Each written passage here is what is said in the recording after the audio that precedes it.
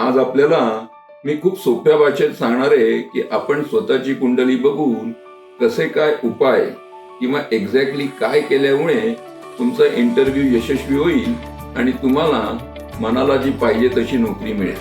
आता आपली कुंडली आपण बघतो तर तिथे वेगवेगळ्या राशींचे नंबर लिहिलेले असतात, म्हणजे 1 पासून 12 पर्यंत, आणि ते वेगवेगळ्या कुंडलीच्या घरात असतात। तर आपण सिस्टमॅटिकली जर आपली कुंडली बघितली तर 10 नंबरची राशी म्हणजे मकर राशी ही आपल्या कुंडलीच्या कुठल्या स्थानात आहे हे आपण बघूया।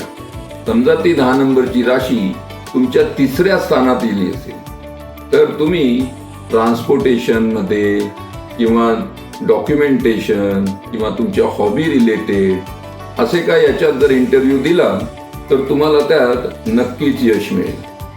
तसेच सोशल मीडिया, परफॉर्मन्स मार्केटिंग अशा ठिकाणी तुम्ही खूप चांगले करिअर करू शकता। ही 10 नंबरची राशी समजा तुमच्या 4थ्या स्थानात आली तर तुम्ही वाहन क्षेत्रात, हॉटेलिंग क्षेत्रात, कन्स्ट्रक्शन क्षेत्रात खूप चांगल्या प्रकारे काम करू शकता।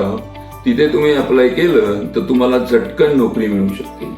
अशीच 10 घरांची वेगवेगळी वैशिष्ट्ये असतात, याचा अभ्यास जर आपण केला तर आपल्याला खूप फास्ट नोकरी मिळेल।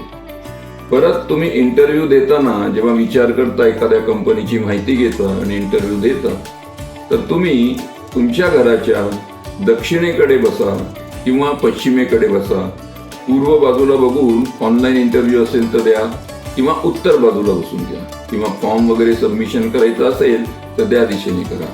जेव्हा तुम्ही इंटरव्ह्यूला जाल तेव्हा तुमच्या खिशात छोटासा लोखंडाचा तुकडा ठेवा, याने तुम्हाला पटकन काम तुमचे होऊ शकेल। आज जी भारताची यंग पिढी आहे यांना ॲस्ट्रॉलॉजी थोडी शिकायला पाहिजे, कारण की ती तुमच्या भविष्याची मार्कशीट आहे किंवा गाईडलाईन आहे। त्यात आपण सगळ्यांनीच शिकायला हरकत नाही।